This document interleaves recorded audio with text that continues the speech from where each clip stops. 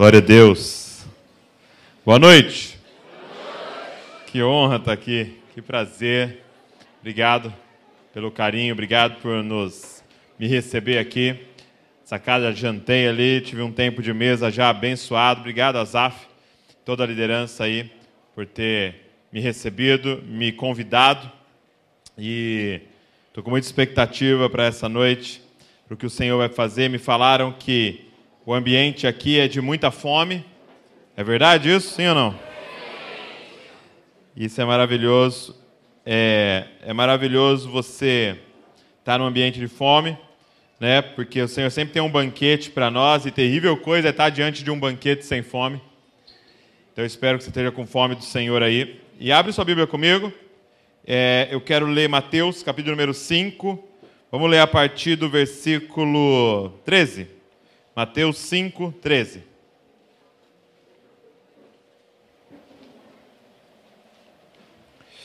Mateus, capítulo 5, verso de número 13. Bem conhecido.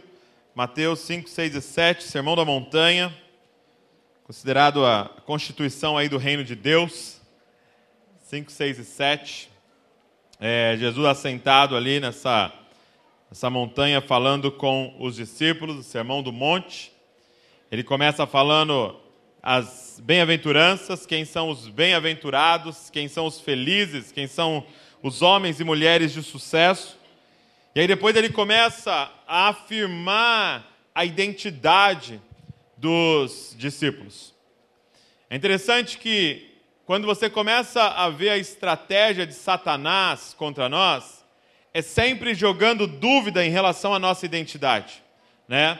Quando ele encontra Jesus no deserto, o que ele fala? Se você é filho de Deus, desempenha aí um milagre para provar.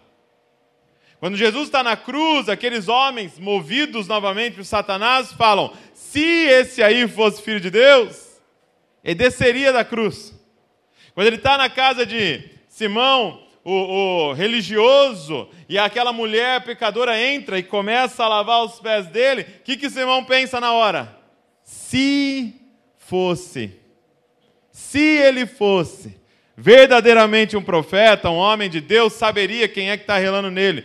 Então, se tem uma palavra que Satanás gosta, é essa: se você fosse. Por quê? Porque ela gera dúvida no nosso coração.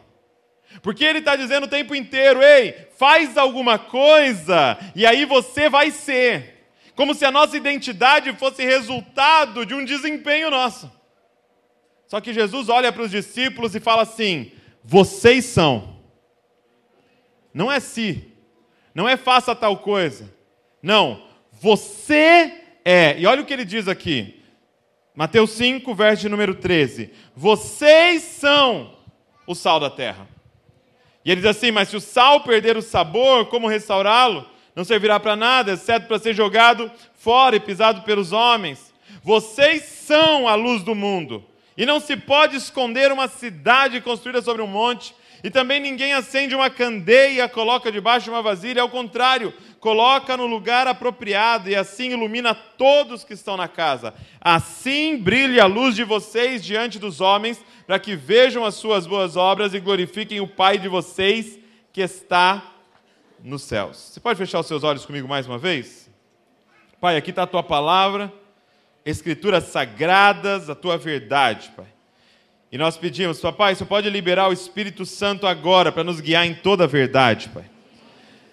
Pai, nós queremos te pedir que a tua palavra aqui seja como uma espada, Pai, afiada, Senhor. E que ela penetre, Senhor, o nosso coração, não para nos matar, Pai, mas para fazer uma cirurgia minuciosa em nós, tirando toda mentira, todo sofisma, Pai, e substituindo pela tua verdade que liberta, Senhor. Senhor, nós queremos uma coisa, que é a verdade. Espírito Santo, nos guia em toda a verdade, Senhor. Nos deixa compreender o espírito do texto, Pai. Fala com a gente, ministra o nosso coração, muda-nos, transforma-nos, Pai. Pai, nós não queremos somente o comportamento de Cristo, nós queremos a natureza do Cristo, Senhor. Em nós, Pai. Muda o nosso coração através da tua palavra, Pai, em nome de Jesus. Amém. Eu queria falar com você um pouco hoje, pensando que Deus não errou, você nasceu no momento em que você tinha que nascer, você nasceu onde você deveria nascer, você nasceu na família que você deveria nascer e no contexto que você deveria nascer, porque foi para um tempo como esse que você nasceu. Ele quer usar você para tocar essa geração. E tem uma palavra na nossa geração que talvez é a palavra que a gente mais usa, não que a gente mais usa, mas é a palavra que nós estamos usando mais do que todas as outras gerações usaram, que é a palavra influência. Tanto que influência virou uma palavra tão importante para nós que nós temos até uma profissão, né? Influencer. Eu entrei lá no portal de notícias hoje, estava lá, fulano matou uma influencer. Tirou a perna de uma influencer, arrancou a perna de uma influencer, entendeu? E é uma profissão agora, um influencer, um influenciador, ok? E o que é influência, gente? Muitas pessoas confundem influência, e influência é algo muito importante no reino de Deus. Porque nós fomos chamados para tocar uma geração diferente dos líderes dessa época. Jesus diz, os líderes de vocês dominam sobre vocês, mas não será assim entre vocês. Então nós somos chamados para impactar, para tocar uma geração, mas não a partir de poder, não a partir de manipulação, não a partir de carteirada. Você sabe com quem você está falando? Não. Através de influência. Agora, o que é influência? Influência, gente, não é número de seguidores, amém? Influência não é views. Influência não é fama. Isso não é influência. Tem muita gente famosa que não tem influência e tem muita gente anônima que é extremamente influente. Porque o que é influência? Influência é o que a palavra já diz. É influência. Ou seja, influência é quando aquilo que está dentro de mim flui para dentro de você. Quando é que eu influencio alguém? É quando aquilo que habita em mim passa a mexer com o seu interior. Isso é influência. Então, por exemplo, uma cena de influência na Bíblia é quando Maria está grávida de Jesus e a Bíblia diz que ela vai então visitar a sua parente Isabel, que está grávida de João Batista. Quem lembra dessa cena? Ok? Então Maria, grávida de Jesus, vai visitar Isabel, que está grávida de João Batista. Então o que estava dentro de Maria? Jesus. O que estava dentro de Isabel? João Batista. A Bíblia diz que ela chega na casa da sua parente Isabel e ela cumprimenta Isabel. Muito provavelmente ela disse, Shalom.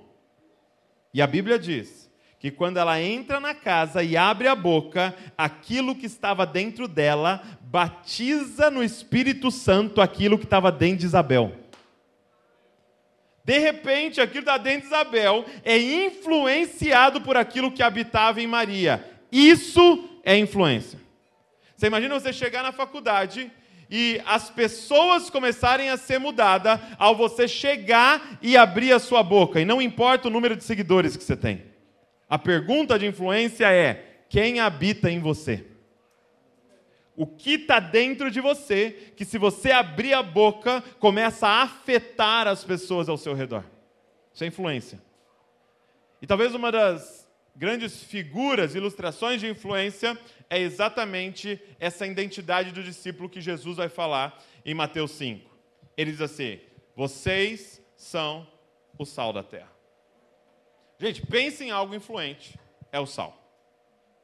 O sal é um elemento extremamente influente. Por quê? Porque aonde o sal chega, aonde o sal é lançado, o ambiente que ele é lançado vai ser alterado por ele. Sim ou não? Colocou sal, o negócio vai ser mudado. E essa ilustração do sal, gente, que Jesus traz para nós, ela é maravilhosa. Ela fala da nossa identidade e qual deve ser o nosso papel em uma geração onde nós somos lançados. Imagina lá o chefe de cozinha jogando sal. Então é isso que Deus fez com a gente. Ele pegou você e jogou, lançou você em uma região. Uma região do Brasil, talvez alguns vão para fora do Brasil. Para quê? Como sal naquele lugar. Somos lançados. Agora tem umas coisas muito interessantes sobre o sal. Por exemplo, o sal, apesar de ser extremamente influente, ele não é um elemento de destaque. E olha como é de ponta cabeça a influência no reino de Deus. Apesar de ser extremamente influente, ele não é um elemento de destaque. Alguém já chegou na casa de um amigo e estava lá almoçando e falou assim: meu Deus, que sal é esse? Menina, me conta. Que sal que você usa nisso aqui? Que marca é essa de sal? Alguém já falou isso? Essa frase? Não. Por que não? Porque você precisa entender o papel do sal. O papel do sal, presta atenção nisso, ele entra em contato com algo para realçar o sabor daquilo que ele está em contato, não para destacar o nome dele. Ah, cara, quem está entendendo o que eu estou falando aqui? Então, quando o sal é lançado na carne, todo mundo vai sair falando: uau, que delícia essa carne. Não esse sal. Você entende que influência, então, não é chamar atenção para você, mas você servir de tal forma que o ambiente onde você está vai ficar mais saboroso porque você entrou ali, mesmo que ninguém saiba o seu nome. É o sal. E esse é o conceito de humildade. Jesus disse: aprendei de mim que sou manso e humilde de coração. Gente, o que é humildade? Por muito tempo a gente achou que humildade, e a gente até usou esse termo errado, né? Poxa, eu fui lá na casa do irmão, tão humilde. A casa humilde. Está dizendo que ele era pobre. E humildade e pobreza não estão ligadas. Tem muito pobre extremamente arrogante. E tem pessoas ricas que são humildes. Porque o que é humildade, gente? A gente achou por muito tempo que humildade era pensar menos de si. Não, fulano é tão humilde, fui elogiar ele, ele falou: não, imagina, eu não sou isso, eu sou horrível, eu sou o cocô do cavalo. Sou humilde. Não, isso não é humildade, isso é baixa autoestima. Isso é problema também. Gente, o homem que disse: aprendei de mim, que sou manso e humilde de coração, sabe o que ele falava? Ninguém vai ao Pai a não ser através de mim. Eu sou o Filho de Deus. Eu sou o caminho, a verdade e a vida. E ele disse: aprendei de mim, que sou manso e humilde de coração. Porque o que é humildade? Humildade, gente, essa figura do sal. Humildade não é pensar menos de si. Você tem clareza de quem você é. Humildade é pensar menos em si. Quem é alguém humilde? É alguém que não gasta a sua vida pensando em si mesmo, mas entrega a sua vida pelo outro. É alguém que não está construindo o seu império, mas buscando o reino de Deus em primeiro lugar. É quando alguém decidiu esquecer de si mesmo em prol do outro. É o sal, que entra em contato com algo e altera aquele algo. Eu lembro um dia que eu estava num discipulado com um amigo, e ele falou assim para mim: Douglas, você já reparou, cara? Eu estava meditando sobre o sal e tal, e aí eu fui no mercado. E eu não sei se você sabe qual é a lógica do mercado. A lógica do mercado é a seguinte: os produtos mais valiosos, ou o que ele quer te vender, ele coloca na altura dos seus olhos. Ok? Então, essa prateleira aqui que está na altura dos nossos olhos, elas são os produtos que estão em destaque no mercado, porque ele quer que você compre, porque está na sua mão ali, né? Então, está aqui na altura dos seus olhos. Eu te pergunto, onde está o sal? No chão. Não tem prateleira para o sal.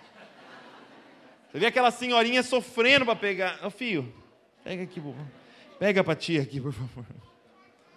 No chão, gente. Segunda coisa que eles usam para vender: embalagem, né? Embalagem bonita, Os caras imprimem lá com 4 cores, tem marca que usa uma 5ª cor, um dourado, um prateado, um alto relevo. Você olhar a embalagem e falar, eu quero isso. Quantas cores tem a embalagem do sal, gente? Transparente e azul. A marca mais ostentadora do sal é a Cisne, que o biquinho é vermelho, que é tipo assim, somos ricos, né? Por quê, gente?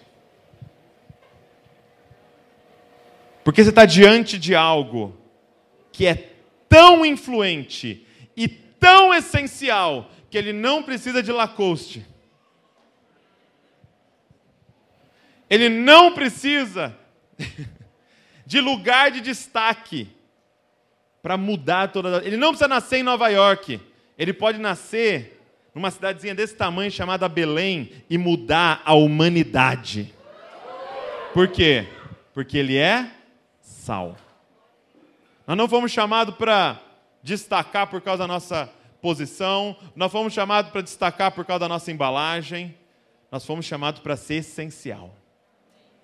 Nós fomos chamados para influenciar. Na época de Jesus havia 3 usos do sal. Então, isso que Jesus estava falando podia fazer os discípulos pensarem em 3 coisas. Primeiro, é o uso que nós temos também. O sal dava sabor para as coisas. Okay? Então, quando ele diz, vocês são o sal da terra, ele estava dizendo, vocês trazem sabor.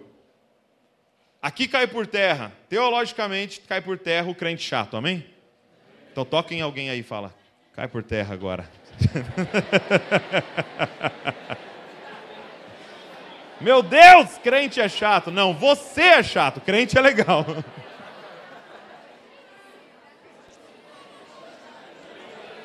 Então presta atenção. O crente traz sabor para um lugar. O discípulo de Jesus, ele é sal. O discípulo de Jesus, o ambiente onde ele chega fica melhor. Ou seja, o discípulo de Jesus, guarda isso que eu vou te falar, é agradável. Agora, presta atenção no parênteses aqui. A mensagem do evangelho é ofensiva. O mensageiro é agradável. De novo. A mensagem do evangelho é ofensiva. O mensageiro é agradável. Que sentido? Presta atenção. Eu falar para alguém assim, meu irmão, está na Bíblia, seja generoso, põe a mão nessa carteira e dá alguma coisa. Isso é ofensivo.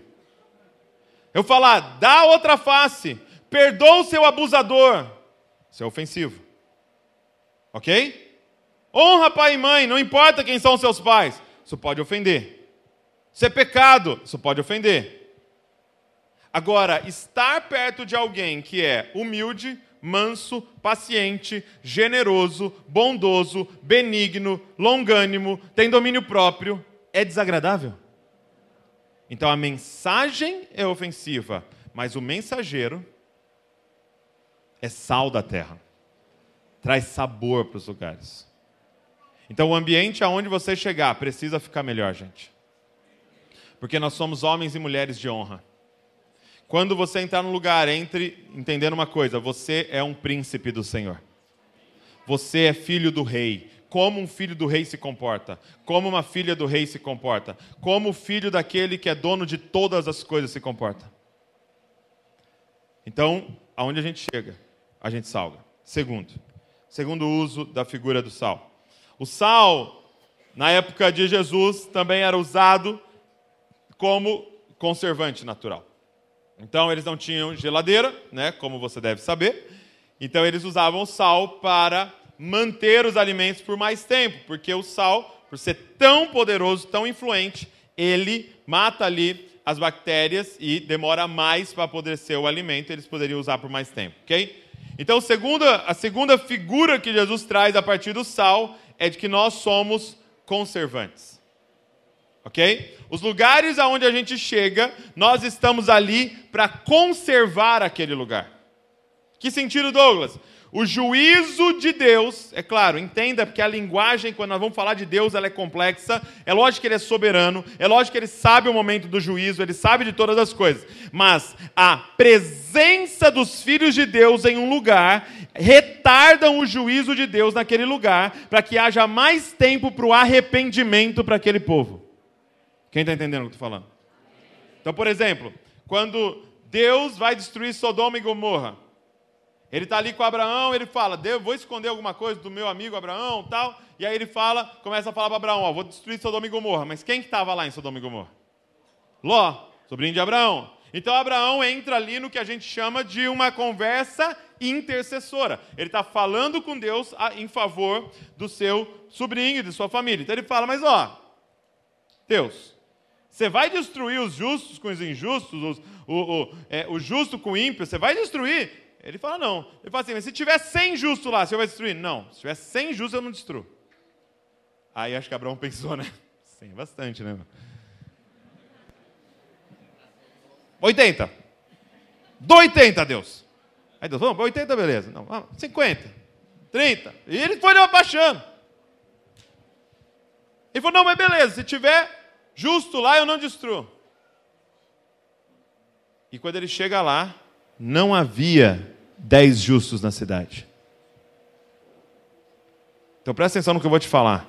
Sodoma e Gomorra não foi destruída somente por excesso de iniquidade, mas por falta de justos.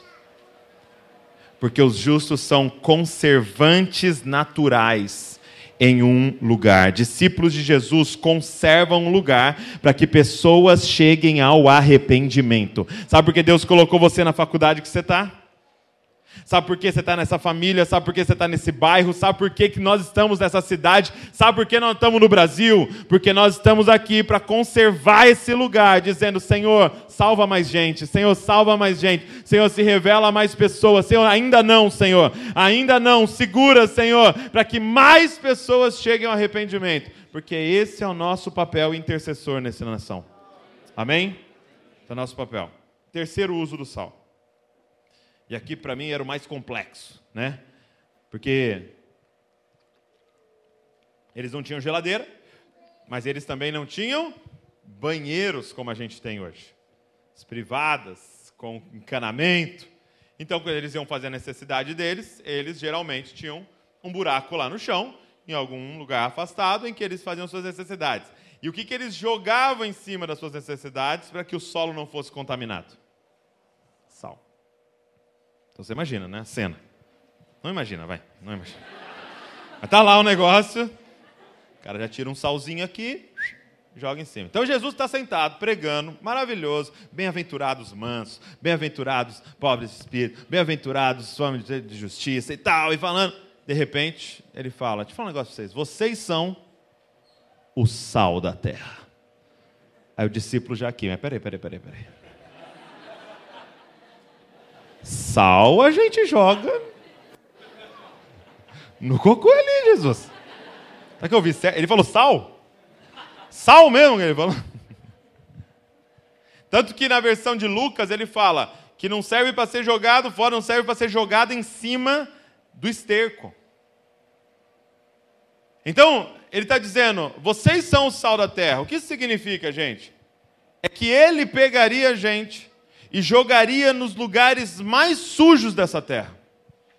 Mas ao chegar lá, o poder que está em nós é muito maior do que o poder que está no mundo. A ponto de as bactérias serem matadas, morrerem ali e o solo não ser contaminado naquele lugar. Cara, aonde a gente entra, principados e potestades vão ter que sair. Aonde a gente entra, a luz chegou com a gente, as trevas vão ter que ir embora. É por isso que ele pode colocar a gente nos lugares mais desagradáveis. Cara, pensa comigo, os discípulos de Jesus são os mais doidos que existem. Porque você fala com o discípulo de Jesus, está assim, meu sonho é ir para a África. Meu sonho, Moçambique, meu sonho... Fala, meu irmão, tinha um menino lá na igreja, Daniel, que ele não podia me ver, que ele fala, me manda pro sertão, cara. Pô, me manda pro sertão. Fala, é só o Espírito Santo da nossa vida, gente. É só o Espírito Santo da nossa vida. Por quê? Porque ele entendeu a missão. Eu vi um missionário compartilhando que uma amiga dele chegou para ele e falou assim, o nome dela era Shane. Ô Shane, tem que contar um testemunho para você, cara. Estou muito feliz. Deus é muito bom. Ele falou, o que foi? O que aconteceu? Aí ela falou assim, olha só, eu entrei num concurso, ela era professora, entrei num concurso de uma escola, a melhor escola da cidade. E era o concurso, tinha uma vaga para a minha matéria, 300 pessoas, e eu passei em primeiro e entrei na melhor escola da cidade. Aí o missionário fez uma cara para ela assim, meio estranha. Ela falou assim, mas pô, você não está feliz com o meu testemunho? Não está se alegrando comigo? Ele falou, não, mas eu estou confuso. Ele falou, você não é uma boa professora? Ela falou, acho que sim, né? Tinha 300, eu passei em primeiro para a vaga, na melhor escola da cidade. Aí ele falou assim, mas se você é uma boa professora, você não deveria ir na pior escola dessa cidade? Porque é lá que precisam de você. Só que a grande questão, gente, é que a pior escola da cidade não paga bem. Se você é um ótimo advogado, será que você não deveria pegar uns piores casos? Será que poderia se levantar os ótimos médicos que vão entrar nos piores postinhos? E pegar as piores cirurgias das pessoas que não têm condição de bancar? Mas quem são esses? Sal. É a loucura dos discípulos de Jesus, cara. O sal da terra. Agora, toda vez que a gente olha para essa figura do sal que transforma uma geração, a gente sempre é tentado a fazer a seguinte pergunta. Várias vezes quando eu vejo projetos, porque sal da terra, né, sal e luz, tal, é algo que a gente usou bastante para os projetos, né? Vários projetos têm esse nome. E geralmente está atrelado a uma ação social, a fazer algo. Porém, o grande poder do sal não está no que ele faz. O grande poder do sal está em quem ele é. Então, tudo aquilo que o sal faz, ele faz simplesmente sendo. É só colocar ele no lugar e falar, seja. E ele sendo, ele já influencia. Então a questão aqui hoje não é a gente se levantar aqui e falar, eu vou para a pior escola da cidade, eu vou não sei o quê. Não é sobre isso. A pergunta é, quem é você em Cristo Jesus? Você tem noção da sua identidade? Você tem noção de quem você é? Porque Jesus está aqui sentado, olhando no olho dos discípulos e falando, vocês são. Por quê? Vocês estão levantados aqui ter clareza de quem são vocês. Qual é a sua identidade? Quem é você? Cara, você tem uma perguntinha tensa, é essa. Quem é você, cara? Olha no olho de quem está do seu lado e fala, quem é você? Arregala o olho assim. Quem é você, meu irmão? Quem é você, minha irmã?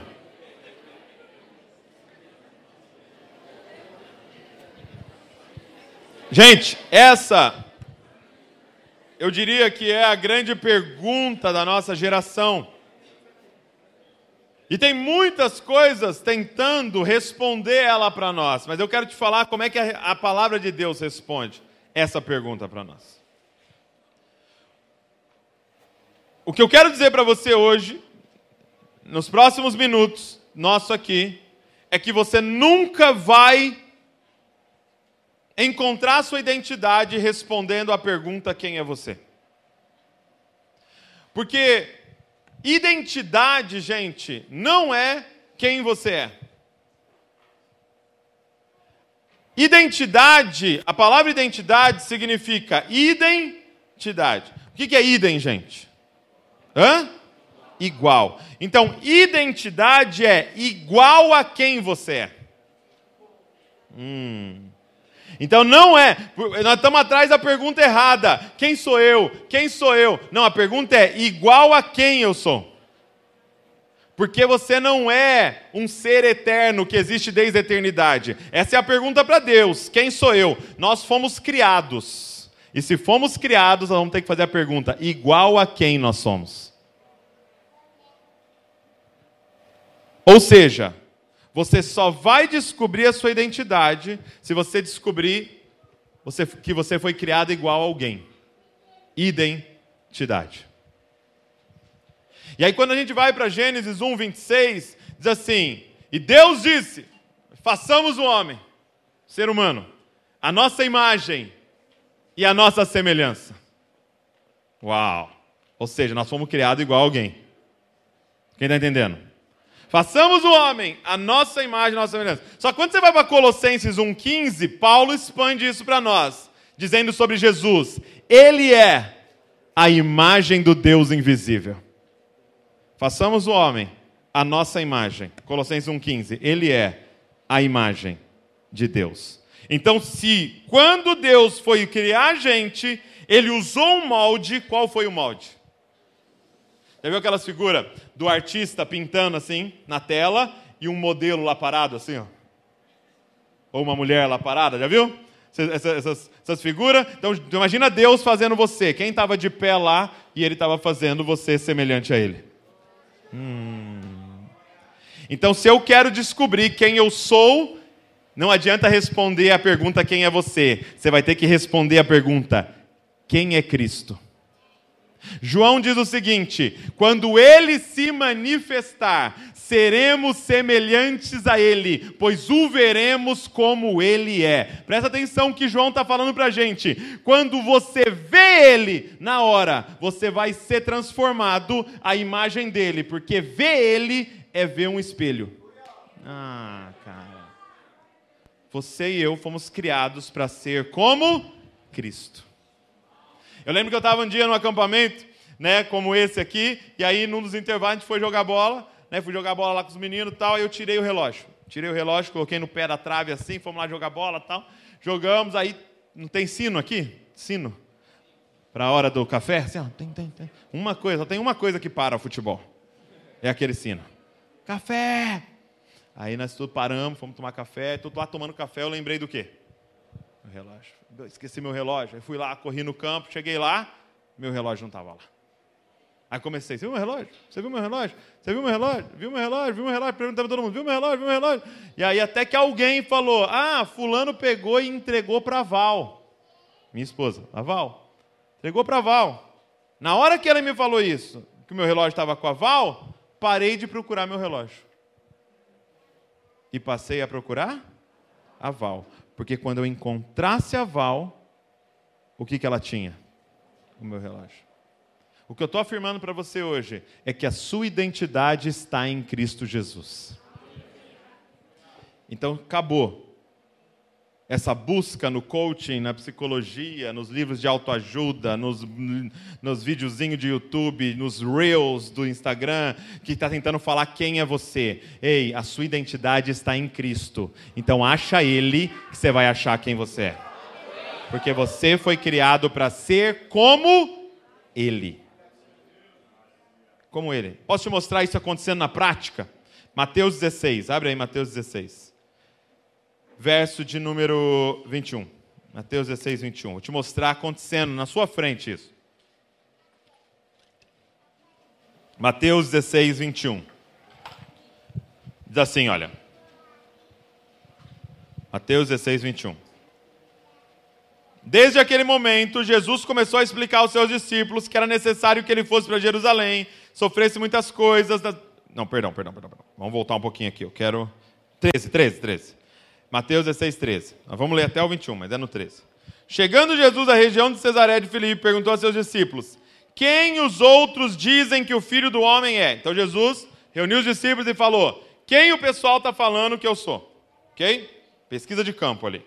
Eles responderam: alguns dizem que é João Batista, outros Elias, ainda outros Jeremias e um dos profetas. Ok? Então eles falaram: o Senhor parece muito com João Batista, por causa da palavra, da pregação de arrependam-se, né? Chegado o reino de Deus. Outros dizem: não, ele é meio como Elias, por causa dos milagres, provavelmente. Ou Jeremias, por causa da dureza da ministração. Ou um dos profetas.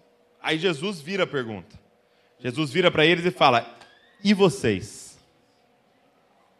Quem vocês dizem que eu sou? Quem é o Cristo? Quem sou eu? E aí Pedro se levanta, né? Sempre Pedro, né? Porta-voz do grupo. Se levanta e fala: Tu és o Cristo, o Filho do Deus vivo. Uau! Tu és o Cristo. Olha essa resposta, gente. Tu és o Cristo, o Filho do Deus vivo. Gente, Cristo é a palavra grega para Messias. Ok? Palavra hebraica, Messias. Palavra grega, Cristo. As duas palavras significam ungido, o escolhido de Deus, o ungido para a nossa salvação. Então ele olha e fala: Tu és o Messias aguardado. Sabe aquele que foi profetizado em Gênesis capítulo de número 3, a semente da mulher que esmagaria a cabeça da serpente? É o Senhor. Sabe aquele que foi profetizado, o filho de Davi, que sentaria num trono eternamente? É o Senhor aqui na nossa frente. O Filho do Deus vivo. E falar que alguém era filho de alguém era dizer que ele era igual a esse pai. Ele está dizendo: você é Deus. Que resposta, né? Diga uau. Pedro se sentiu assim. Jesus falou assim: feliz é você, Simão, filho de Jonas. Aí ele já deve ter estufado o peito aqui assim, ó. Já virou para os discípulos e falou: cola comigo, professor de teologia aqui. Não é não? E aí Jesus já estoura o balão dele ali, né? Fala: porque isso não lhe foi revelado por carne ou sangue. Ou seja, não foi sua inteligência, Pedro. Não foi seu raciocínio. Não foi sua capacidade. Não foi seu grande cérebro. Não. Mas por meu Pai que estás nos céus. Isso aí, Pedro, é revelação. Então a primeira coisa, quer descobrir quem é Cristo? É revelação do alto sobre nós. Os nossos olhos precisam ser abertos pelo Senhor, para a gente contemplar e falar: Tu és o Cristo, o Filho do Deus vivo. É uma obra do Espírito em nós. É o Pai que revela isso a nós, ok? Mas olha que interessante. Porque isso não lhe foi revelado por carne ou sangue, mas por meu Pai que está nos céus. E aí olha só o que acontece no 18. Então, Pedro tem uma revelação de Deus de quem é Cristo. O que acontece no 18? Jesus fala assim: e eu lhe digo que você é Pedro. Quando Pedro tem uma revelação de quem é Cristo, Cristo libera uma revelação de quem é Pedro. Por quê? Porque quando eu começo a entender quem é Cristo, eu começo a entender quem sou eu. Porque eu fui criado para ser como Cristo. Você foi criado para ser a imagem de Deus. E agora você está de frente com a imagem do Deus invisível. Você está se vendo nele. Eu e você aqui, nessa sala, todos aqui, temos um chamado: ser como Cristo. Ser como Jesus. Então a pergunta que nós vamos ter que fazer hoje aqui, antes de ir embora, dormir, é: quem é Cristo? Porque eu estou afirmando aqui que você precisa influenciar uma geração.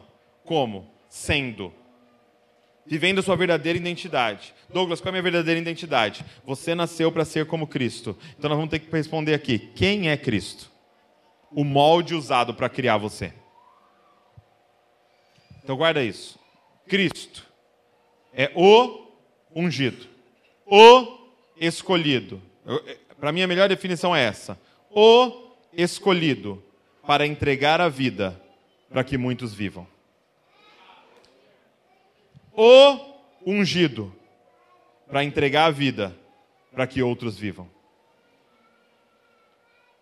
Aleluia? Então quem é Cristo? O ungido para entregar a vida para que outros vivam. Vamos colocar em outras palavras: o escolhido para morrer para que outros vivam. Então eu estou dizendo que você foi criado para ser como Cristo.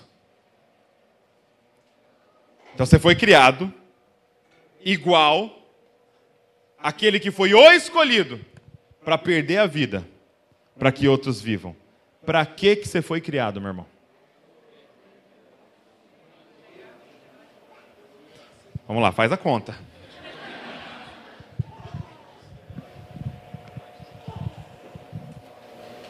Você foi criado para ser como Cristo. Aquele que entrega a vida. Aquele que voluntariamente entrega a vida para que outros vivam. O que eu estou dizendo aqui nessa noite é que eu e você fomos criados para entregar as nossas vidas para que outros vivam.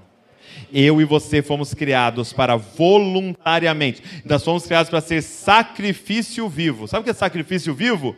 É uma ovelhinha que vai voluntariamente para o altar, deita e fala, vai. Não esperneia. Não tem que ser amarrada. É um sacrifício vivo. Gente, por que eu estou falando isso para vocês hoje? Porque a partir desse momento, Jesus começa, e agora sim o verso 21 diz assim, ó, desde aquele momento Jesus começou a explicar aos seus discípulos o que era necessário, que ele fosse para Jerusalém e sofresse muitas coisas nas mãos dos líderes religiosos, dos chefes dos sacerdotes, dos mestres da lei, e fosse morto e ressuscitasse ao terceiro dia. A partir desse momento, guarda isso, até Mateus 16, ele fica falando parábolas só para eles. Só que aqui alguém tem uma revelação de quem ele é. Quando alguém tem uma revelação de quem ele é, ele começa a falar diretamente. Deixa eu falar para vocês, eu estou indo para Jerusalém, eu vou ser pego lá, capturado pelos líderes religiosos, pelos romanos, e eu vou sofrer na mão deles, até que eles vão me assassinar. Só que isso aqui choca os discípulos. E aquele que se levantou com uma revelação de quem é Cristo, agora se levanta como anticristo. Pedro se levanta agora com o espírito do anticristo e diz assim para Jesus, presta atenção no espírito do anticristo. O espírito do anticristo não chama Jesus de canto e fala assim, adore ao bode. Porque a gente está preocupado com Pokémon. Está preocupado, né? Na minha época, Yu-Gi-Oh! Dragon Ball. Entendeu? Ah, minha avó estava preocupada. Mas deixa eu te mostrar o espírito do anticristo agindo aqui. Jesus, vem aqui. Para com esse papo de vou sofrer. Sabe qual é a melhor frase do espírito do anticristo? Poupe-se. Eles não te merecem. Você precisa se amar mais, Jesus. Pedro falou assim para Jesus, repete comigo, eu sou mais que vencedor. Eu sou cabeça, eu não sou cauda. Fala comigo. Nasci para vencer. Poupe-se, cara. Para com esse papo de morte.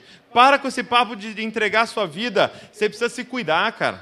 Você precisa ter o seu eu, sabe, seu momentinho eu, assim, sabe? Só para você, bem gostoso. Esse é o espírito do anticristo. Jesus olha no olho dele e fala, para trás de mim, Satanás, porque você não cogita das coisas de Deus. Você cogita das coisas dos homens. Então quer dizer que esse papo de poupe-se que eu vejo em todos os outdoor, em todas as propagandas da Avon, são as coisas dos homens.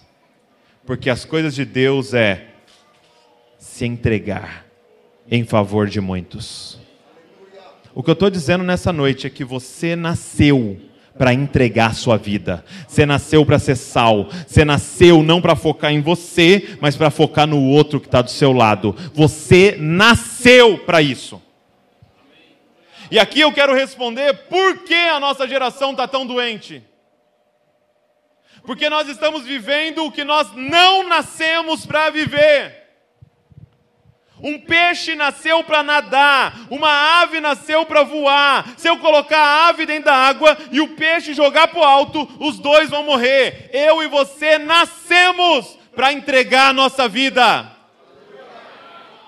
E enquanto você está buscando a sua vida, focado em você, você é como um peixe em cima de uma árvore, ou como um passarinho debaixo no oceano, você está se afogando nesse egoísmo.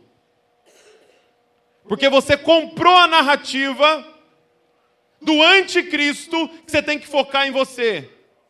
Você gastou mais tempo hoje preocupado com a roupa que você ia usar do que em servir os seus irmãos. E é por isso que nós estamos adoecidos na alma. Gente, pela primeira vez na história da humanidade, cada pessoa nessa sala tem uma página na internet dedicada a si mesmo. Douglas.com.br. Lá você encontra fotos do Douglas, vídeos do Douglas. Você pode curtir o Douglas. Eu mesmo entro lá e curto a mim mesmo. Leio todos os dias, entro para ver comentários sobre o Douglas. E nós celebramos o Douglas ali, cultuamos o Douglas. Nós não nascemos para isso. Nós não fomos criados para isso. Nós fomos criados no molde de um homem que não viveu nenhum segundo para si mesmo. Presta atenção, Satanás chega para ele e fala: se você é filho de Deus, transforma pedras em pães. Ele diz: não, eu nunca vou usar o meu poder para benefício próprio. Pode ficar tranquilo, Satanás, que eu vou fazer pão aparecer. Mas não vai ser por causa da minha fome. Vai ser por causa da fome dos outros. Se você é filho de Deus, desce dessa cruz. Você não entendeu nada. Essa cruz é exatamente o que me faz filho de Deus. Porque eu sou filho de um pai doador. A frase do Evangelho é essa: melhor é dar do que receber. Nós nascemos para entregar nossa vida. Gente, eu estou dizendo que você vai chegar na sua casa e deitar a cabeça no travesseiro pleno quando você entregou sua vida. Quando você passou o dia entregando a vida. E você vai chegar em casa e pôr a cabeça no travesseiro atribulado quando você passou o dia focado em você. Olha como Jesus coloca isso para nós. Ele diz assim, olha... Verso 24. Então Jesus disse aos seus discípulos: se alguém quiser acompanhar-me, negue-se a si mesmo, tome a sua cruz e siga-me. Pois quem quiser salvar a sua vida, perderá. Mas quem perder a sua vida por minha causa, achou. Se você tentar achar sua vida, jovem, você já era, perdeu. Mas se você perder sua vida, você achou para que você nasceu. Você nasceu para ser como Cristo. Você e eu nascemos para estar com uma cruz nas costas. E fica tranquilo, você vai ser pleno e muito feliz. Gente, por exemplo, hoje, aqui nesse nosso salão aqui, eu consigo olhar para a cara de cada pessoa. Eu consigo olhar para o rosto de cada pessoa, a expressão facial de cada um que está aqui. Eu consigo ver o sorriso, o irmão dormindo ali. Estou brincando, não tem nenhum irmão, não tem nenhum. Consigo ver cada um dos outros. Só tem uma face nesse auditório que é invisível para mim. Só tem uma face nesse auditório que Deus fez invisível para mim. E que eu não tenho a capacidade de olhar para essa face. É a minha. Porque eu não nasci para olhar para mim. Eu nasci para olhar para você. E você não nasceu para olhar para você em nome de Jesus. Você nasceu para olhar para mim. Quem criou espelho e selfie fomos nós. Se você usa mais a câmera frontal do seu celular do que a traseira, tem algum problema. Diga amém. Porque nós não fomos chamados para ficar olhando para a nossa própria cara. Se eu tiver com uma meleca aqui no meu bigode, assim, sabe quando sai uma meleca assim, fica pendurado? Eu não sei. Você vai ter que me falar. E sabe qual é o lance? A gente fica criticando o caráter do outro. Sabe quem é responsável pelo caráter do outro? Eu que estou vendo. Ele nem sabe dos problemas que ele tem. E sabe quem muitas vezes Deus vai cobrar? É dos espelhos que estavam ao redor dele, mas que estavam focados em selfie. Ao invés de olhar para o irmão e falar: cara, em nome de Jesus nós vamos ter que mexer nessa meleca aí. Porque eu não vejo. Isso é o discipulado. Isso é o cuidado um do outro. Só que nós vamos ter que tirar a nossa cara desses celulares e a nossa cara desses espelhos e nós vamos ter que olhar para o lado.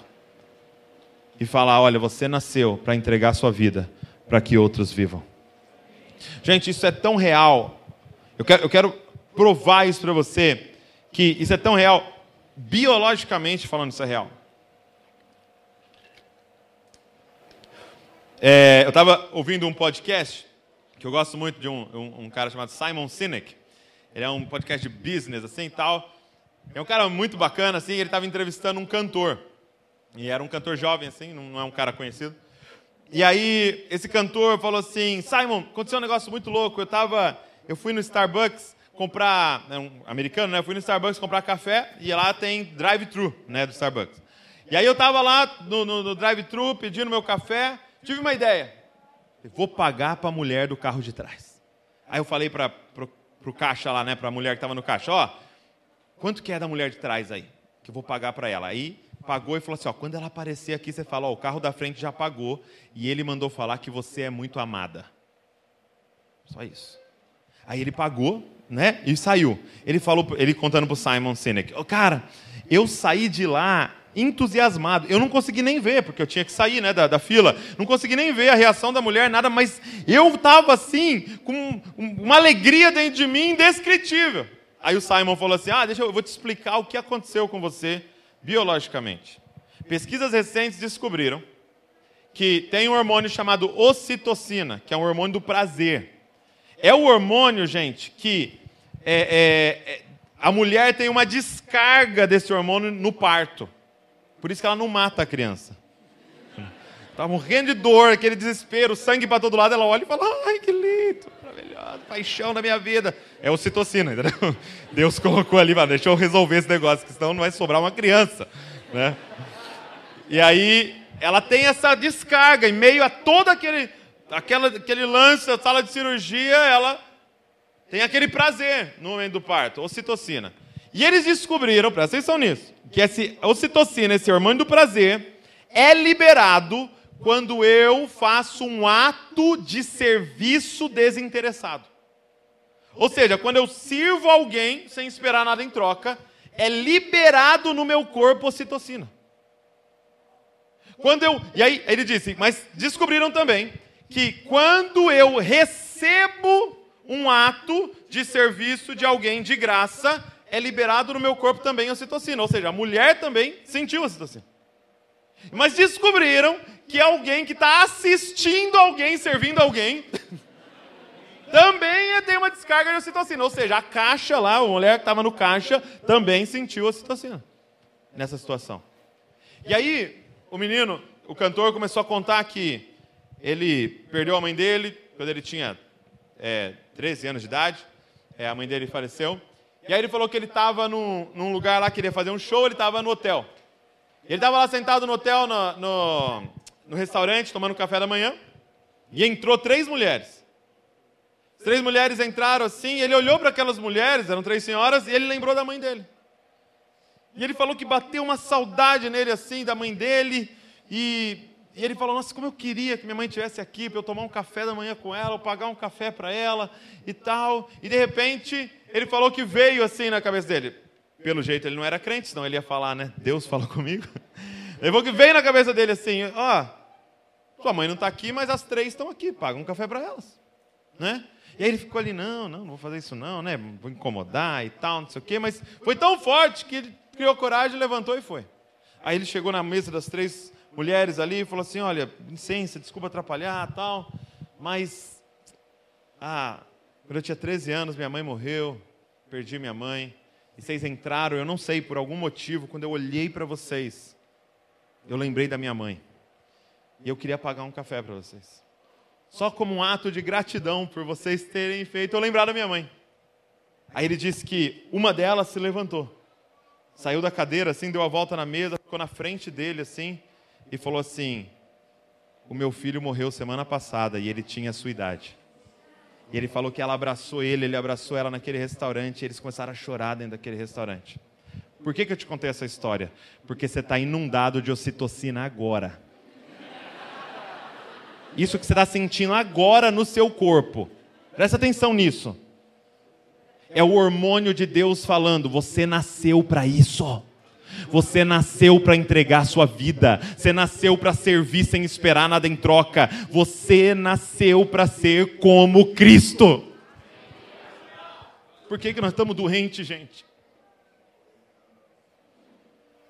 Por que a nossa geração está adoecida? Por que o Brasil bateu o recorde de ansiedade e depressão? Porque nós estamos focados em nós. Sendo que a gente nasceu, cara, para olhar para o outro e para viver para o outro. Sabe, me falaram antes de eu vir para cá, disseram o seguinte: Douglas, nós estamos com uma carga espiritual para essa conferência. Da próxima geração assumir. De nós nos levantarmos para assumir, cara, o que os pais fizeram. E quando vocês me falaram isso, eu me lembrei, para encerrar, da parábola do filho pródigo. Onde um pai tem esses 2 filhos. E o filho mais novo se rebela contra o pai e vai viver de forma irresponsável. Vai fazer todas as burradas que ele poderia fazer, se envolvendo com prostituição, gastando todo o dinheiro do pai, vivendo de forma irresponsável, a ponto de estar lá na lama, com os porcos. Até que esse menino decide voltar. Quantos trabalhadores do meu pai têm pão com fartura e eu estou aqui passando fome? Vou me levantar e vou até o meu pai e vou falar: pai, pequei contra ti e contra o céu, não sou digno de ser chamado teu filho, mas me aceita como um empregado. E ele levanta e faz o caminho de volta. O pai está lá no caminho, esperando ele. Corre, abraça ele, beija ele e fala: vamos celebrar. Manda matar o novilho cevado, o boi mais gordo que nós temos aqui nessa fazenda. Chama a vila inteira, vamos fazer uma festa. E eles estão na festa, celebrando o filho que voltou. E de repente, chega o irmão mais velho. Chega o irmão mais velho que nunca saiu da fazenda. Que nunca saiu de perto do pai. Que olha para o pai e fala: eu nunca desobedeci nenhuma das suas ordens. Eu não desviei. Eu não usei droga. Eu não engravidei na adolescência. E talvez seja muito a figura de nós hoje aqui. Muitos de nós podem estar aqui nessa posição de filho mais velho. De que está aqui na casa do pai. Firme, seguindo a vida, tentando obedecer os mandamentos. E de repente ele fala para o pai assim: todos esses anos eu te sirvo. E o Senhor nunca me deu um cabrito para eu celebrar com os meus amigos. Agora vem, presta atenção nisso. Esse teu filho, que gastou todos os seus bens com as prostitutas, e você mata para ele o novilho cevado. Você dá para ele o melhor que a gente tinha. Essa é a palavra de Deus que eu tenho para vocês. Esse filho mais velho queria a herança do pai, mas não estava disposto a assumir a família do pai. Esse filho mais velho quer o legado da geração que plantou, mas a pergunta é: quem vai se levantar para assumir os filhos mais novos que estão dando problema? Quem vai se levantar não dizendo eu só quero os benefícios, mas que vai se levantar dizendo eu quero ser responsável pelos problemas? Quem vai se levantar não como um murmurador, há quantos anos eu te sirvo e você nunca me deu um cabrito, mas vai se levantar dizendo: pai, conta comigo para ir lá na lama buscar esse menino. Por quê? Porque ele também agora é meu filho. Porque entenda, o pai não está querendo bons filhos, o pai está querendo bons pais. Está na hora de nós, geração, nos levantarmos como os pais daqueles que estão por vir. Não são bons filhos, estão fazendo tudo certinho para herdar os benefícios. São os bons filhos que estão se levantando para assumir todas as responsabilidades. Dizendo: chegou a nossa vez. Joga os problemas no nosso colo. Porque a gente nasceu para isso. A gente nasceu para ser como Cristo. Gente, quem é o irmão mais velho da parábola? Quem é o verdadeiro irmão mais velho? É aquele que está contando a parábola, que está naquele exato momento no lamaçal do pecado, buscando a gente. Era o irmão que falou assim: pai, eu não estou aqui por causa da sua herança, pai. Eu estou aqui para assumir a família junto com o Senhor. E se eles pecaram, eu vou pagar um preço e vou lá atrás deles. Chegou a nossa vez de se levantar a geração, como os próximos pais, que vão se responsabilizar pelos problemas. Eu não fui chamado para falar mal dos irmãos. Eu fui chamado para assumir a paternidade dos meus irmãos. Fica de pé no seu lugar, eu quero orar junto com você.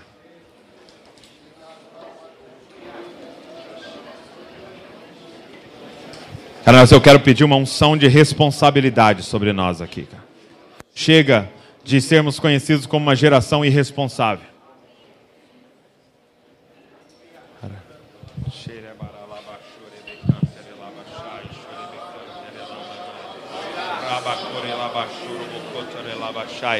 Gente, nós somos criados para ser como Cristo. Nós somos criados, cara, para...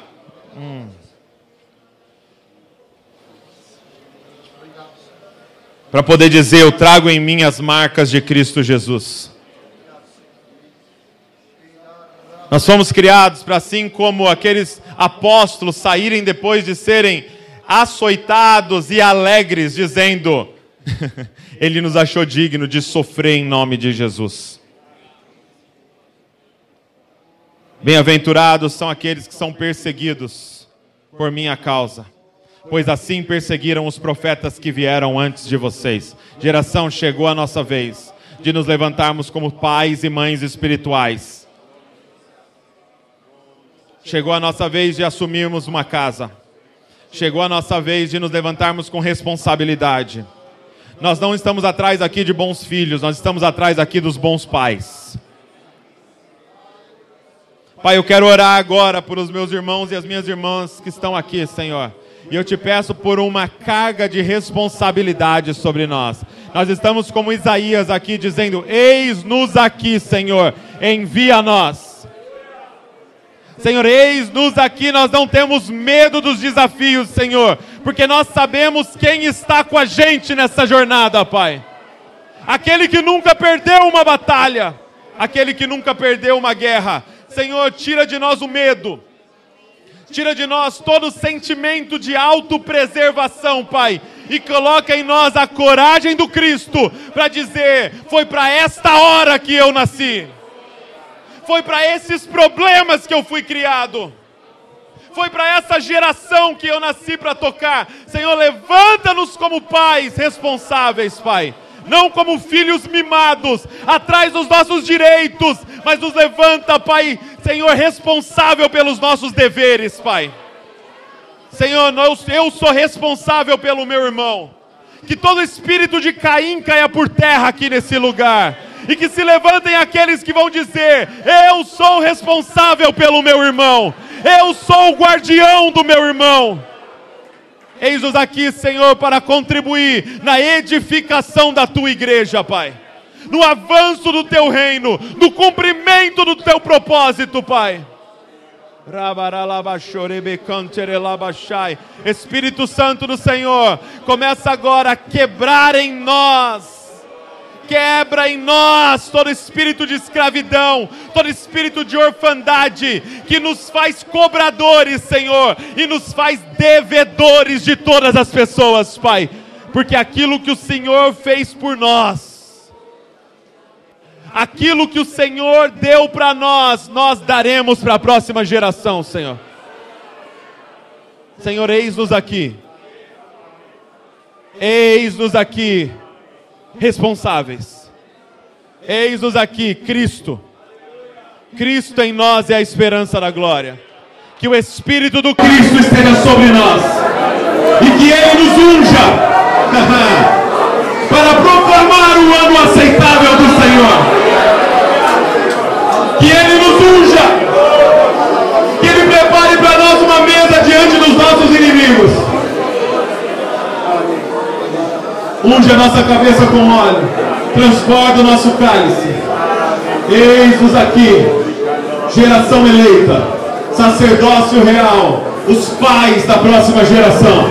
Eis-nos aqui, as mães da próxima geração, responsáveis. Porque nós fomos criados para ser como Cristo. No nome de Jesus eu oro. Amém. Amém. Deus abençoe vocês, meus irmãos. Foi uma honra muito grande. Obrigado.